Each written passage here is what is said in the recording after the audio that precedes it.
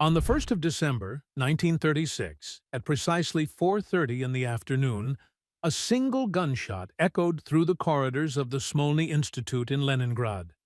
Sergei Mironovich Kirov, one of the most popular and powerful figures in the Soviet Union, member of the Politburo and first secretary of the Leningrad Communist Party, collapsed to the floor with a bullet in the back of his head.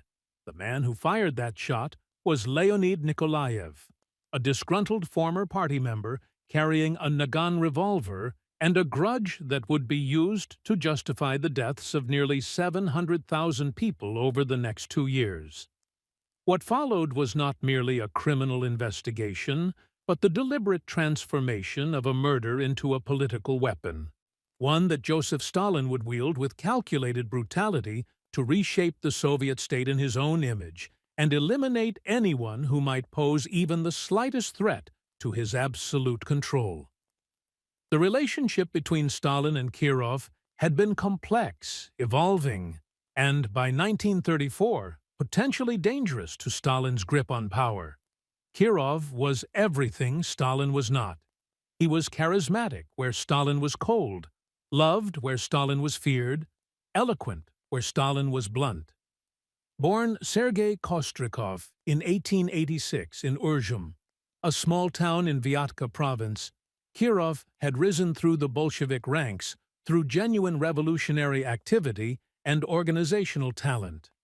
By the time of Lenin's death in 1924, Kirov had established himself as a capable administrator and had been sent to Leningrad, then called Petrograd, to consolidate Bolshevik control over the cradle of the revolution. He succeeded brilliantly. Under his leadership, Leningrad became a model Soviet city, its party organization efficient, its industrial output impressive, and its population relatively content by the grim standards of Stalinist Russia.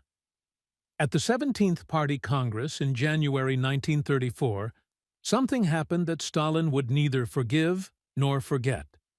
This Congress, later dubbed the Congress of Victors, was meant to celebrate the supposed successes of collectivization and the first five-year plan, despite the millions who had died in the Ukrainian famine and the chaos that had engulfed the countryside.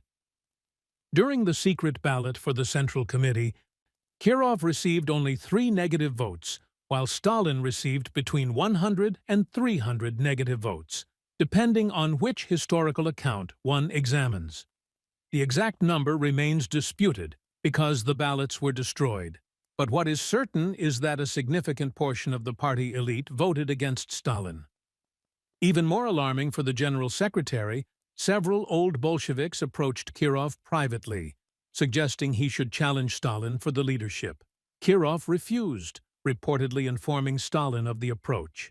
But the seed of suspicion had been planted in Stalin's mind. Here was a man more popular than himself, a man the party might rally around if Stalin's position weakened, a man who represented a potential alternative. The circumstances of Kirov's murder remain shrouded in deliberate obscurity. But the facts that can be established paint a picture of either staggering incompetence or calculated conspiracy. Leonid Nikolaev had been detained twice before the assassination while loitering near Smolny with a revolver, and both times he was released by the NKVD, the Soviet secret police. On the day of the murder, Kirov's personal bodyguard, Borisov, was inexplicably not at his post. Nikolaev walked through security unchallenged and waited in a corridor he knew Kirov would pass through. After firing the fatal shot, Nikolaev was immediately captured. The following day, Borisov, the bodyguard who should have protected Kirov, died in a truck accident while being transported for questioning by the NKVD. The driver and guards in the truck were unharmed. The official explanation was that the truck had hit a bump, throwing Borisov against the walls of the vehicle with such force that his skull was crushed. Few believed this then, and fewer believe it now. Stalin's reaction to the news was immediate and theatrical. He boarded a train to Leningrad that same evening, bringing with him a contingent of NKVD officials, including Genrikh Yagoda, the head of the secret police, and a young rising star named Nikolai Yezhov. Upon arriving in Leningrad, Stalin personally supervised the initial interrogation of Nikolaev, reportedly striking the assassin during questioning. Within hours of the murder, Stalin had drafted a decree that would become the legal foundation for the terror to come. The decree, issued on the 1st of December, eliminated most procedural protections for those accused of terrorism. Investigations were to be completed within 10 days. Indictments were to be presented to the accused only 24 hours before trial. Trials were to be conducted without prosecutors or defense attorneys. Appeals and petitions for clemency were forbidden, and death sentences were to be carried out immediately upon pronouncement. This decree remained in force for decades, a permanent scar on Soviet legal procedure. The official narrative constructed around Kirov's death evolved rapidly and revealed Stalin's intentions. Initially, Nikolaev was presented as a lone assassin motivated by personal grievances. Within days, the story changed. Nikolaev was now part of a conspiracy, specifically a conspiracy of former oppositionists, particularly followers of Grigory Zinoviev and Lev Kamenev, two old Bolsheviks who had previously challenged Stalin's leadership. By mid-December, Zinoviev, Kamenev, and dozens of their associates were arrested and charged with moral responsibility for creating the atmosphere that led to Kirov's murder, even though no evidence connected them to Nikolaev or the act itself. In January 1935, they were tried in secret, convicted, and sentenced to prison terms. This was merely the opening act. Throughout 1935, the NKVD, under increasing pressure from Stalin, arrested thousands of Leningraders, party members, and former oppositionists. The accusation was always the same: connection to the Kirov murder or to terrorist conspiracies inspired by it. The investigations were characterized by torture, sleep deprivation, threats against families, and the extraction of confessions that implicated others, creating an ever-expanding web of supposed conspirators. Stalin personally reviewed lists of those to be arrested and approved them with notations in his distinctive handwriting. He was building a case, constructing a narrative that would justify what he had been planning since consolidating power: the complete elimination of the old Bolshevik generation, the party members who remembered Lenin, who had made the revolution, and who therefore possessed a legitimacy that Stalin, who had played a relatively minor role in 1917, could never claim. The terror entered its public phase in August 1936 with the first of the Moscow show trials. Zinoviev, Kamenev, and 14 others were brought before a court in the October Hall of the House of Unions in Moscow. The trial was a grotesque spectacle, broadcast on radio and reported in detail by Soviet and international press. The defendants confessed to fantastic crimes, organizing terrorist groups, plotting to assassinate Stalin and other Soviet leaders, conspiring with foreign intelligence services, and directing Nikolaev to murder Kirov. The confessions were detailed and theatrical, with defendants competing to abase themselves and proclaim their guilt. Zinoviev, who had once stood beside Lenin, declared that he had become a tool of fascism. Kamenev admitted to monstrous crimes against the Soviet people. All 16 defendants were convicted and sentenced to death. They were executed by firing squad on August 25, 1936, in the basement of Lubyanka prison. With them died any remaining possibility of collective leadership or party democracy in the Soviet Union. The Kirov murder had provided Stalin with the perfect instrument. Every subsequent arrest, every accusation, every execution could be traced back to that single gunshot in Smolny. The murder became the original sin from which all other conspiracies flowed. In Stalin's constructed reality, the party was riddled with enemies, traitors who wore the mask of loyalty while plotting destruction. The only solution was purification through blood. In September 1936, Stalin removed Genrikh Yagoda as head of the NKVD, considering him insufficiently zealous in uncovering conspiracies. His replacement was Nikolai Yezhov, a diminutive man of 5 feet tall with a reputation for ruthlessness and complete loyalty to Stalin. The period that followed, from late 1936 through 1938, would become known as the Yezhovshchina, the time of Yezhov, though its true architect always remained Stalin. The second Moscow show trial took place in January 1937 and targeted the so-called parallel anti-Soviet Trotskyite Center, with 17 defendants including Karl Radek, a brilliant journalist and old Bolshevik, and Grigory Pyatakov, a talented economic administrator. Again, the charges connected back to Kirov's murder and expanded to include sabotage, espionage for Germany and Japan, and plotting to dismember the Soviet Union. 13 of the defendants were executed. The third and largest show trial occurred in March 1938, featuring 21 defendants including Nikolai Bukharin, Lenin's favorite theoretician Alexei Rykov, former head of the Soviet government, and Genrikh Yagoda himself, the former NKVD chief who had overseen the early stages of the terror, now consumed by it.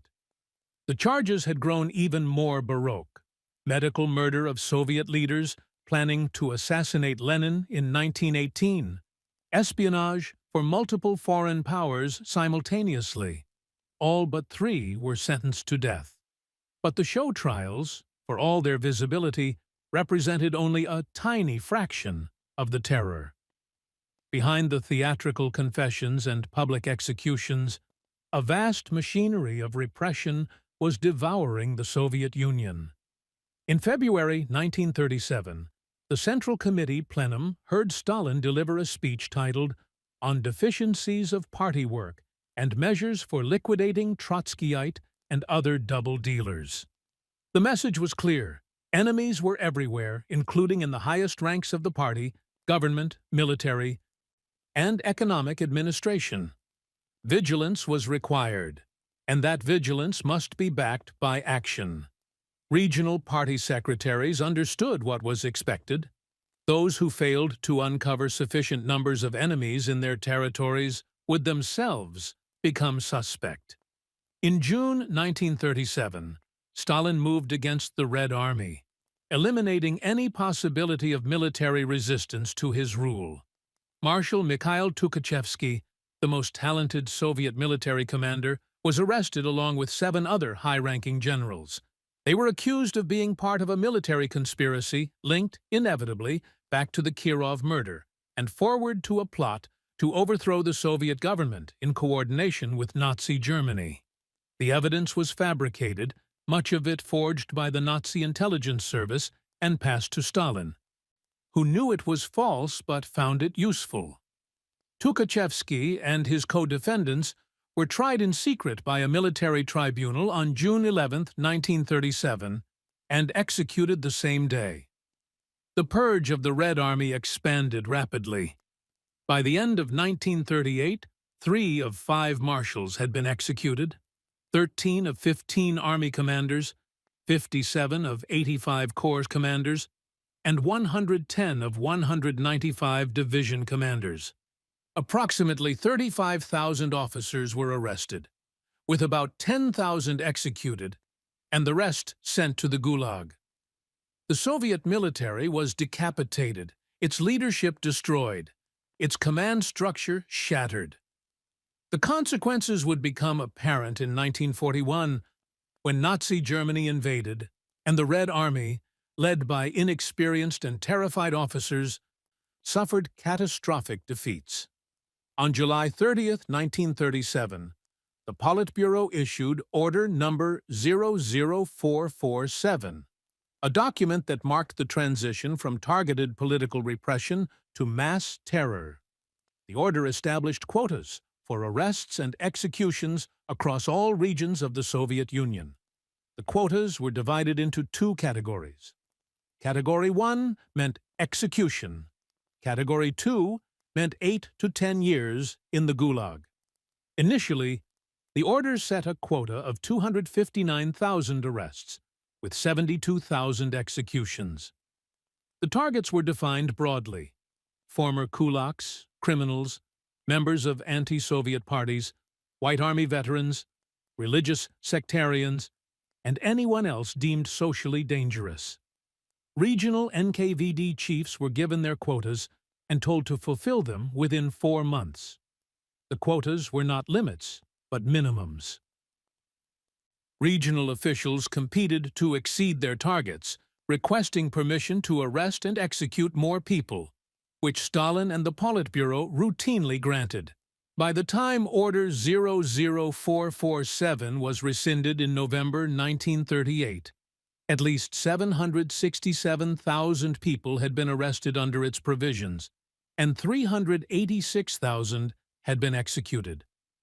The NKVD supplemented Order 00447 with a series of ethnic operations targeting diaspora nationalities suspected of divided loyalties. Order 00485 targeted Poles, 00439 targeted Germans, and subsequent orders targeted Finns, Estonians, Latvians, Greeks, Romanians, and others. These operations were even more lethal than the general purge, with execution rates often exceeding 90%. The Polish operation alone resulted in approximately 140,000 arrests and 111,000 executions between August 1937 and November 1938. The logic was preventive. These individuals might become a fifth column in the event of war with their ethnic homelands.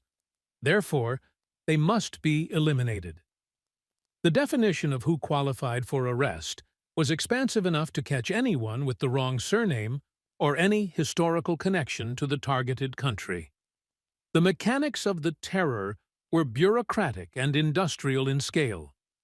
NKVD operatives worked from lists, often compiled with minimal investigation. Arrests typically occurred at night. The accused would be taken to NKVD headquarters, where interrogation would begin immediately. Torture was systematic. Beatings, the conveyor method of continuous interrogation for days without sleep, threats against family members, mock executions. The goal was confession and denunciation of others. Interrogators worked under pressure to produce results, to fill quotas, to expand the web of conspiracy. Trials, when they occurred at all, were conducted by troikas, 3-person panels consisting of the regional NKVD chief, the regional party secretary, and the regional prosecutor.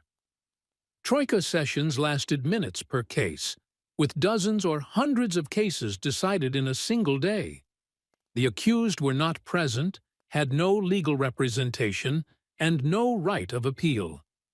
Sentences were predetermined based on quota requirements. Executions were carried out in NKVD basements, prison courtyards, and specially designated killing grounds on the outskirts of cities. The standard method was a single pistol shot to the back of the head. Bodies were transported by truck to mass graves, often at night, and buried in layers. The execution sites at Butovo and Komunarka near Moscow, Levashovo near Leningrad, and Bykivnia near Kiev would decades later reveal the scale of the killing. Thousands upon thousands of bodies in unmarked pits. Families of the executed were told nothing, or given false information about sentences of 10 years without right of correspondence, a euphemism for execution. Wives of executed men were often arrested themselves and sent to the Gulag.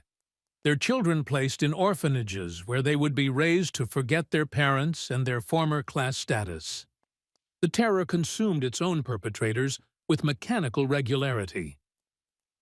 Regional NKVD chiefs who had zealously fulfilled and overfulfilled their quotas were arrested and accused of conducting the purges incorrectly of executing innocent people to cover up their own conspiracies, of being enemy agents who had infiltrated the secret police.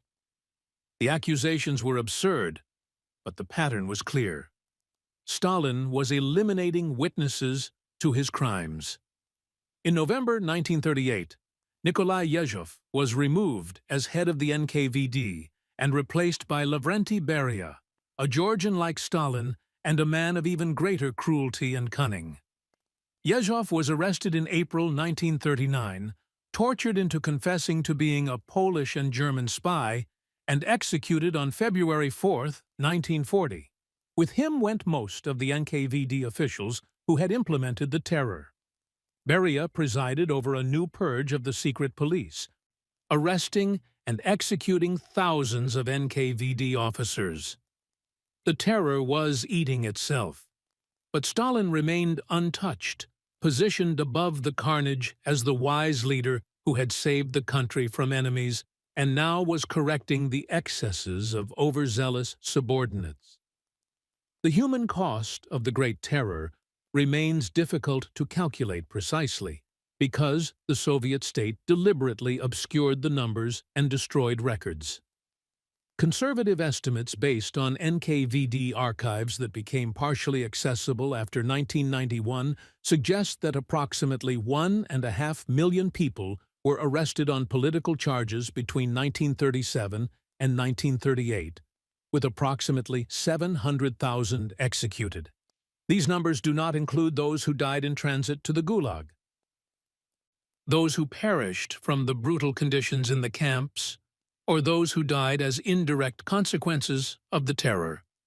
The demographic impact was staggering. The Soviet elite was virtually eliminated. The party, the military, the economic administrators, the cultural intelligentsia, the scientific establishment. Entire factories lost their management and technical staff. Universities lost their professors. Research institutes lost their scientists. The Communist Party lost approximately half its membership, with roughly 1.2 million members arrested. The terror created a new Soviet elite, younger, less educated, and absolutely loyal to Stalin because they owed their positions entirely to the vacancies created by the purges. The question that historians have debated for decades is the extent to which Stalin planned the terror from the beginning, or whether it spiraled beyond his control. The evidence suggests deliberate planning. Stalin's marginalia on arrest lists, his personal involvement in torture methods, his approval of quota increases, his protection of certain individuals while condemning others, all indicate a man in complete control of the process. The Kirov murder provided the trigger and the justification, but the terror itself served multiple purposes. It eliminated all potential rivals and alternative centers of power. It created a climate of fear so pervasive that opposition became unthinkable. It bound the new elite to Stalin through complicity in crimes. It allowed Stalin to blame economic failures and the hardships of industrialization on saboteurs and wreckers rather than on policy failures. It transformed the Soviet Union from a one-party state into a one-man dictatorship. The international ramifications of the Great Terror were profound. The purge of the Red Army left the Soviet Union militarily vulnerable at precisely the moment when Nazi Germany was rearming and expanding. The Hitler-Stalin Pact of August 1939, in which Stalin allied with the fascist regime he had spent years denouncing, was partly a product of Stalin's recognition that the Red Army needed time to rebuild after the devastation of the purges. When Germany invaded in June 1941, the consequences of the terror became immediately apparent. The Red Army, led by inexperienced officers terrified of showing initiative lest they be accused of treason, suffered catastrophic defeats. Millions of Soviet soldiers were killed or captured in the first months of the war. The road to Moscow lay open. The Soviet Union survived not because of Stalin's leadership, but despite it, through the resilience of the Soviet people and the vastness of Soviet territory. The Great Terror also destroyed much of the international communist movement. Foreign communists who had sought refuge in the Soviet Union were arrested and executed in disproportionate numbers. The Polish Communist Party was dissolved entirely in 1938, with most of its leadership executed as spies. German communists who had fled Nazi persecution were arrested by the NKVD and, in some cases, handed back to the Gestapo. The purges extended to Soviet intelligence networks abroad, with agents recalled to Moscow and executed, leaving Soviet foreign intelligence blind at a critical moment. The moral authority of the Soviet Union as the homeland of socialism was shattered for anyone paying attention, though many Western intellectuals and communist parties abroad continued to defend Stalin even as evidence of the terror accumulated. The Kirov murder itself, the trigger for all that followed, has never been conclusively explained. The official Soviet position until 1956 was that Kirov was murdered by a conspiracy of Trotskyites and Zinovievites. After Khrushchev's secret speech in 1956 denouncing Stalin's crimes, investigations suggested that Stalin had ordered the murder, though no definitive proof was found.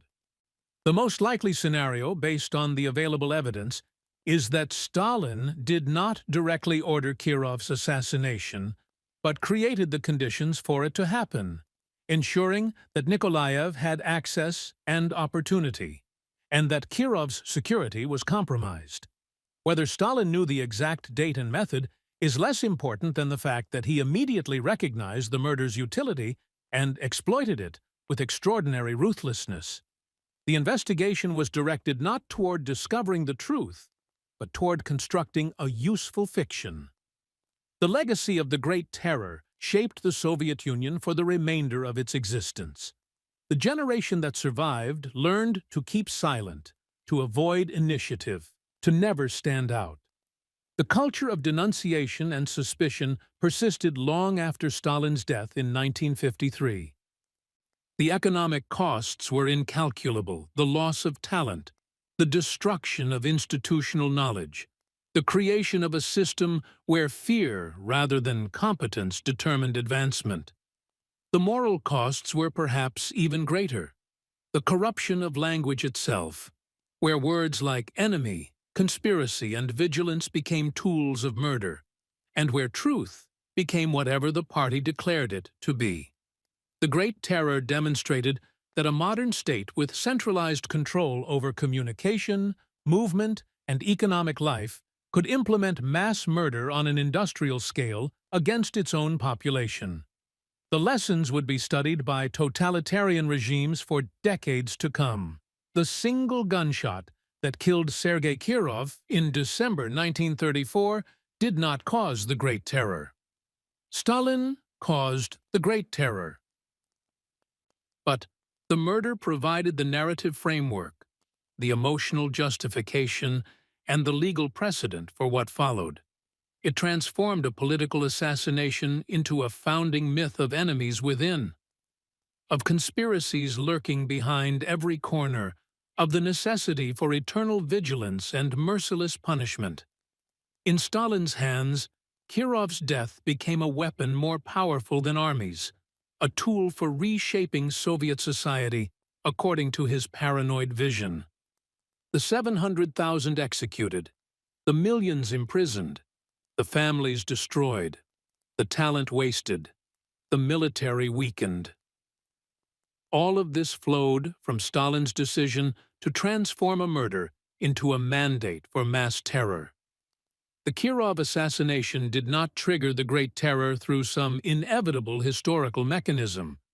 It triggered the terror because Stalin chose to use it that way, because he had been waiting for such an opportunity, and because the system he had built gave him the power to act on his darkest impulses without restraint. Understanding this distinction matters because it reminds us that historical catastrophes are not natural disasters, but human choices, and that the concentration of power in the hands of a single individual, however justified by ideology or emergency, inevitably leads to tyranny and death.